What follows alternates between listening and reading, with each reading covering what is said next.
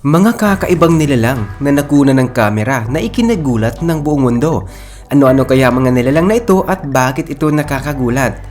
Alright, kumusta? Welcome back sa Roots TV. Una ay tingnan natin ang green na tuta. Isang golden retriever na tuta mula Florida ang naging internet sensation matapos itong ipanganak dahil sa kakaibang berdeng kulay nito.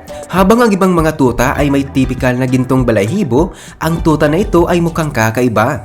Kahit hindi karaniwan, ang kulay nito ay mulusog naman ang tuta. Pagdating nito ng 6 na buwan, ay bumalik na sa normal na gintong kulay ang kanyang balahibo. Katulad nito, may isang pangyayari sa South Korea kung saan isang may-ari ng aso ang nagulat nang makakita ng berdeng tuta sa kanyang alaga. Sa edad na 93, sinabi niyang ito ang unang beses niyang nakakita ng ganito. Tinawag ng mga tawang tuta bilang Korea's first green dog.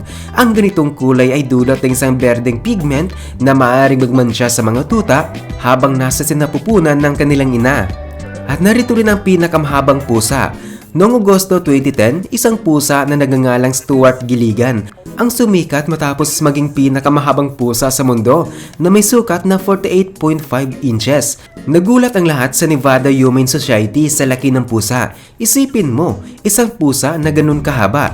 Bukod sa haba niya, tiyak na hindi siya nahihirapan abutin ang pagkain sa mga matataas na lugar. Dahil dito ay naging sikat si Stuart sa buong mundo bilang superstar ng mga pusa. At narito rin ang pink na elepante. Kung akala mo tapos na ang mga sorpresa ng kalikasan sa berdeng aso, heto naman ang pink na elepante. Isang bihirang pink na elepante ang nakita sa South Africa National Park. Tumindig ito laban sa mga madilim na kulay ng mga adult na elepante. Ang tagapagbantay na nakakita nito ay ipinaliwanag na ang kulay pink ng elepante ay dulot ng isang kondisyon na tinatawag na leucism. May isa pang pink na elepante ang nakita sa Masai Mara National Reserve sa Kenya na muling nagbigay ng saya at gulat sa mga nakakakita. Talaga namang nakakamangha ang mga hiwaga ng kalikasan. At narito rin ang nakakaakit na Yogi. Kilalanin si Yogi, ang asong sumikat sa buong mundo dahil sa kanyang mukha na parang tao. Matapos magbahagi ng kanyang litrato ang may-ari sa social media, ay napansin ng mga tao ang mukha ni Yogi na kahawig ng isang matandang lalaki. Tama sila, ang kanyang mga mata, kilay at labi ay nagbibigay ng kakaibang itsura na parang tao. Ngunit sa kabila ng kanyang kakaibang anyo, si Yogi ay napakabait ayon sa kanyang may-ari. At narito rin ang makapangyarihang liger. Tuklasin ang mundo ng malalaking pusa at kilalanin ng liger, isang hybrid ng lalaking leon at babaeng tigre. Nabubuo lamang ang liger kapag pinagsama sa pagkabihag ang dalawang magkaibang species na ito. Ang resulta ay isang napakalaking pusa na posibleng mahirapang manghuli sa ligaw. Ang mga gene ng lalaking leon ay nagpapalaki sa supling, habang ang babaeng tigre ay walang mga gene na naglilimita sa laki ng supling. Dahil dito, lumalaki ang liger ng higit pa sa karaniwang sukat ng tigre. Bukod sa liger, meron ding jaguar, isang hybrid ng lalaking jaguar at babaeng leon. Napakabihira ng jaguar at dalawa lamang ang kilalang nabubuhay ngayon. Makikita ang mga hybrid na ito sa mga lugar tulad ng Bear Creek Sanctuary sa Canada. Ang kanilang kayumangging balahibo at mga rosette ay nagmumula sa parehong magulang na species. At narito rin ang hybrid na Tigon. Ang nakikita mo rito ay hindi basta-bastang malaking pusa. Ito ay isang Tigon, isang hybrid na resulta ng pagsasama ng babaeng leon at lalaking tigre. Napakabihira ng ganitong uri dahil labag ito sa natural na kaayusan at ang mga Tigon ay baog. Ibig sabihin, hindi sila maaari magparami. Namamana nila ang mga guhit mula sa kanilang ama. At kung lalaki, ang mane mula sa kanilang ina. Karaniwan mas maliit ang Tigon kaysa sa tigre. Dahil may mga gene ang kanilang ina na naglilimita sa paglaki. Karaniwang tumitimbang sila ng humigit kumulang na 400 pounds. At narito rin ang Puma Par.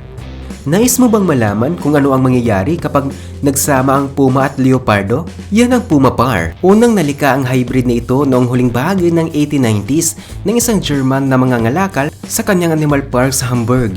Sa kasamang palad, karamihan sa mga hybrid na ito ay hindi umaabot sa pagtanda. Ang Puma Par ay may malabnaw na mga batik na leopardo sa balahibo nitong parang puma, kasamang mahabang buntot na nagtataglay ng katangian ng parehong magulang.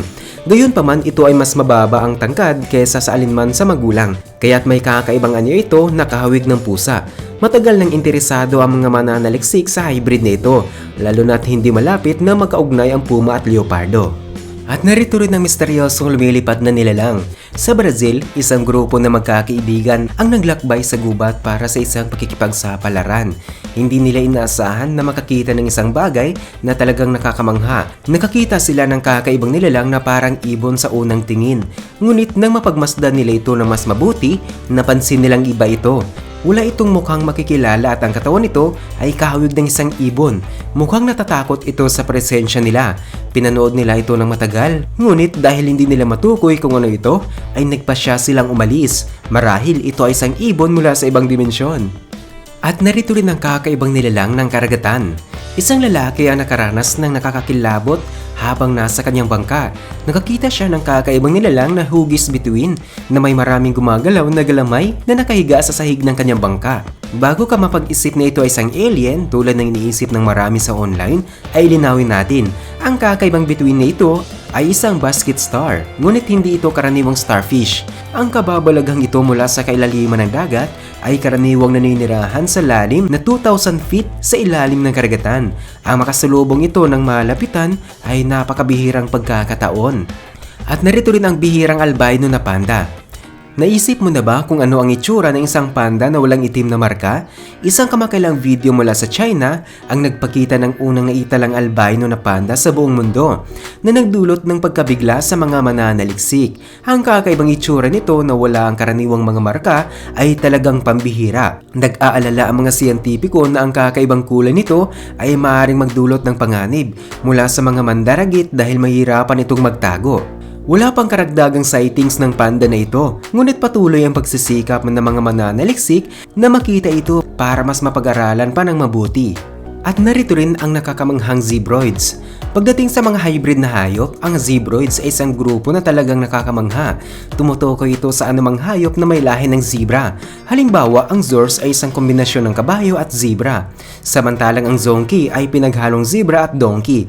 Napaka-unique na mga marka ng zorse na para bang nagkamali ang printer ng zebra noong ipinanganak ito. Ang zonkey naman ay may kakaibang stripes na may mahabang tenga na talagang nakakaaliw, lalo na kapag pinapakain ng isang turista. Hindi maikakaila, nakakainganyo ang mga hybrid na ito.